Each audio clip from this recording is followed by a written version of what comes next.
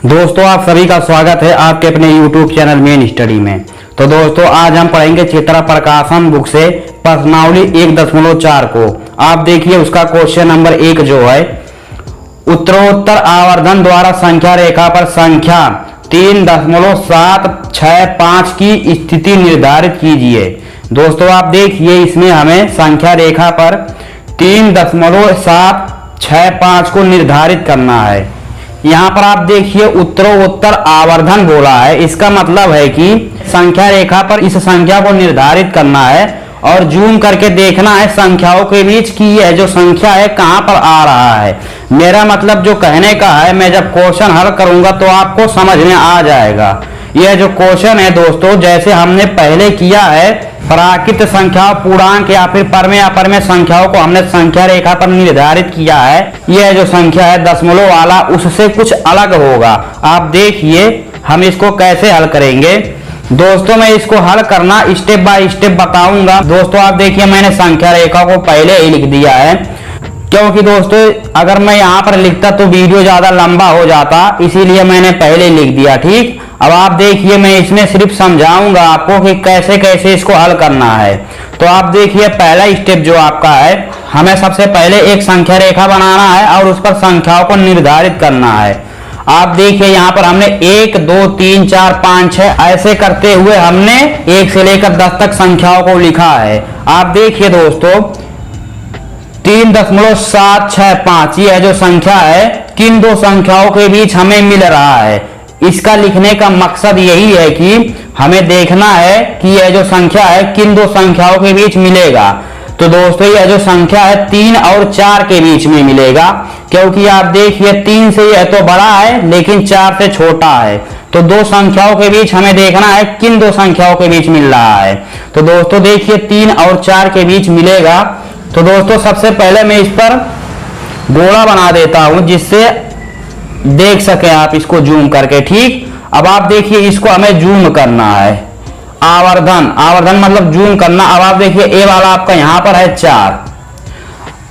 दोस्तों आप देखिए 3 और 4 इसको हमें फैलाना है, मतलब जूम करना है। तो हमें इन संख्याओं के बीच ये सब संख्याएं मिलेंगी।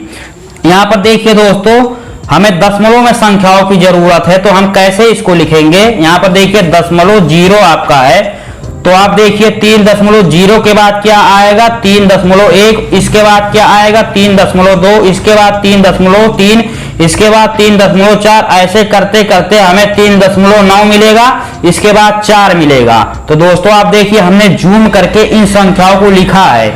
अब इसमें भी हमें क्या देखना है कि यह जो संख्या है किन दो संख्याओं के बीच आएगा। तो दोस्तों आप देखिए यह जो संख्या है 3.7 और 3.8 के बीच में आएगा। अभी मैं बता रहा हूं कैसे। दोस्तों पहले वाला कारण है कि मतलब यह जो है इससे छोटा है और ये वाला इससे बड़ा है। तो देखिए इन दो संख्याओं के बीच आएगा। अब ये वाला यहां पर आया, ये वाला यहां पर आया। ठीक, अब इसको हमें जूम करना है। अब आप देखिए इसके बाद हमें मिलेगा 3.71, 3.72, ऐसे करते करते 3.8 हमें मिलेगा अंत में। ठीक, तो हमने इसको जूम किया, हमें ये सब संख्याएं मिली। अब हमें देखना है इसमें कि किन दो संख्याओं के बीच ये वाली संख्या आएगा। तो आप देखिए 3.76 और 3.77 के बीच यह जो संख्या है आएगा। ए वाला इससे छोटा है और ए वाला इससे बड़ा है, तो हमें देखना है बीच में आएगा। तो यही जो आपका है इसी दो संख्याओं के बीच में ए वाली संख्या आएगी। अब हमें इसको जूम करना है।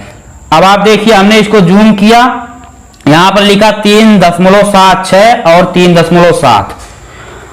अब आप देखिए यहीं पर दोस्तों इसी संख्या रेखा पर हमें फाइनली आंसर मिल जाएगा। अभी मैं बताऊंगा कि आप कैसे पता लगा सकते हैं कि हमें कितनी संख्या रेखा को खींचना है। तो दोस्तों आप देखिए हमने सबसे पहले इसको लिखा, उसके बाद यहाँ पर 1 बढ़ाया 3.761, एक प्लस किया, फिर उससे आगे वाली संख्या को लिखने के लिए 3.762, उससे आगे 3.763, 3.764, 3.765 अब आप देखिए दोस्तों, हमने संख्या रेखा पर इस संख्या को प्राप्त कर लिया है। कहां पर? यहां पर देखिए।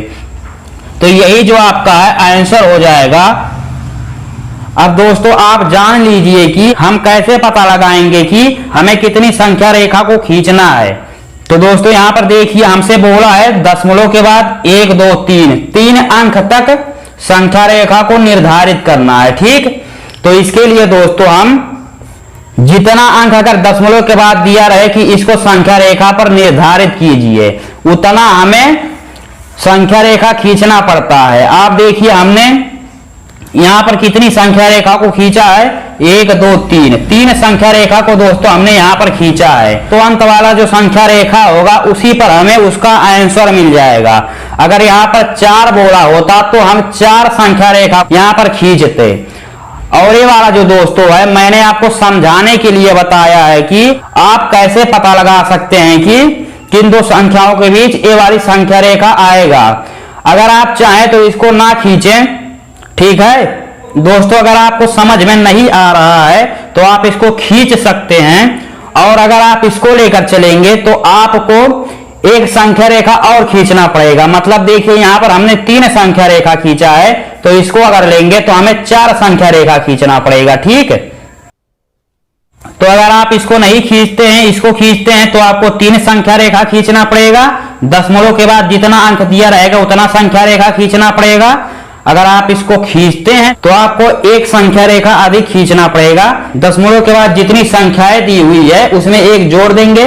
देखिए यहां पर 3 संख्या दी हुई है, 1 2 3, तो 3 में एक जोड़ेंगे 4 हो जाएगा। तो हम 4 संख्या रेखा ऐसे खींचेंगे। अगर आपको इसमें कुछ दिक्कत हो तो आप कमेंट में बताइए। अब आप देखिए दोस्तों, क्वेश्चन नंबर 2 को 4 दशमलव स्थानों तक संख्या रेखा पर 4.26 इस पर बार को देखिए दोस्तों, हमें दशमलव के 4 अंकों तक इस संख्या को देखना है। ठीक, तो आप देखिए यहां पर 4 अंक बोला है, तो 4 से एक अधिक यानी 5 संख्या रेखा हमें खींचना पड़ेगा।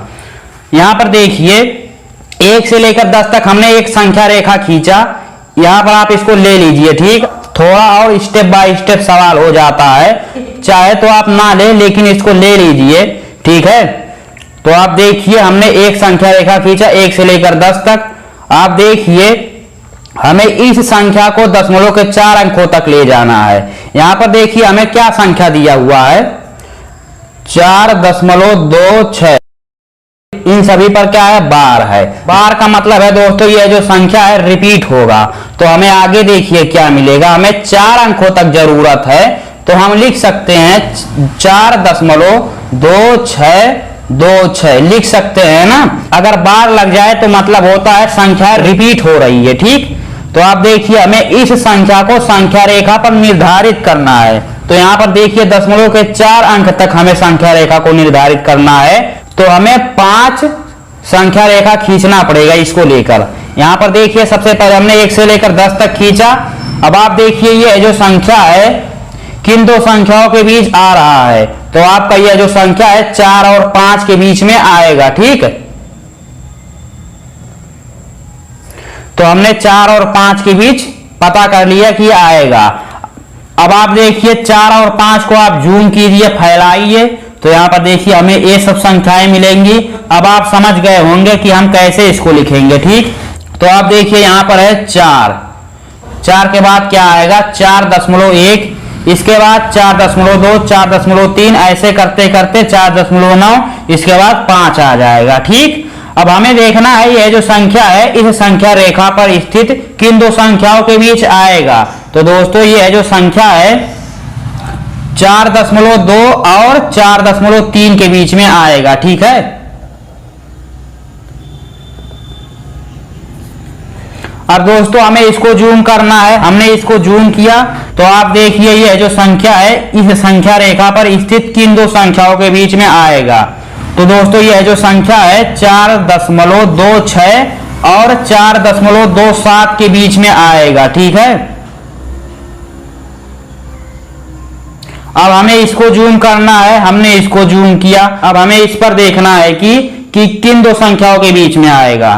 तो दोस्तों आप देखिए यह जो संख्या है 4.262 और 4.263 के बीच में आएगा। दोस्तों आप कंफ्यूज मत होना कि यह जो संख्या है 26 यह इसके बीच में कैसे आएगा। आप देखिए यहां पर हम 0 बढ़ा सकते हैं ना, दशमलव के बाद हम 0 बढ़ा सकते हैं, ठीक है।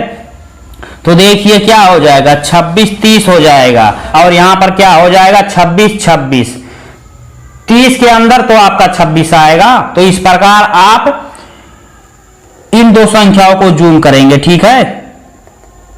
हमने कितनी संख्या रेखा खींचा, 1 2 3 4, 4 संख्या रेखा अब तक हमने खींचा। अब हम अंतिम संख्या रेखा खींचेंगे और इस पर हमें आंसर मिल जाएगा, ठीक है। तो आप देखिए दोस्तों हमने इसको यहां पर लिखा और इसके बाद आगे बढ़ते बढ़ते गए, अंत में हमें क्या मिला 4.263 यहां पर मिला, ठीक है।